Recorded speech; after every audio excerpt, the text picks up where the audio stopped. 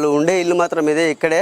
అంటే నైట్ ఒకటింటి ప్రాంతంలో కూడా బాత్రూమ్కు వెళ్ళాలని, అంటే వర్షం పూర్తిగా కూడా తగ్గిన తర్వాత అప్పుడు అంటే కరెంటు కూడా విద్యుత్ కూడా 2-3 సార్లు ట్రిప్ అయిందని కూడా వీళ్ళు చెప్తున్న పరిస్థితి. అంటే ఇక్కడి నుంచి ఇక్కడ ఇదే మెట్ల మీద కూర్చొని కూడా ఉన్నాడు. కరెంట్ వచ్చిన తర్వాత ఇక్కడికి బాత్రూమ్కు వెళ్ళాలి, బాత్రూమ్కి వెళ్ళి ఇంట్లోకి వద్దామనుకునే ఆ సమయంలోనే ఇక్కడ ఉన్నటువంటి డోర్ను ముట్టుకోవడంతో కూడా షాక్ వచ్చిందని కూడా వాళ్ళ బంధువులు అయితే చెప్తున్నారు. ఫస్ట్ మేము హైదరాబాద్ నుంచి వచ్చినాక ఇక 11:30 అవుతుంది. అప్పుడు వచ్చి ఇక అన్నం తిన్నాక కరెంటు పోయింది.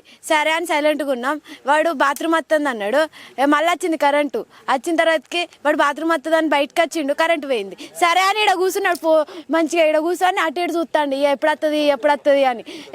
తొందరనే వచ్చింది, ఫుల్ వచ్చినట్టుంది. అది వాడు పోయి దాన్ని పట్టుకున్నారు తోడికి వాడికి మొత్తం ఒకటేసారి వచ్చినట్టుంది. అమ్మా అని గట్టిగా అరిచిండు. నేను పోయి పట్టుకున్నా, నాకు కూడా వచ్చింది. గట్టిగా వదిలిపెట్టుకున్నా నేను.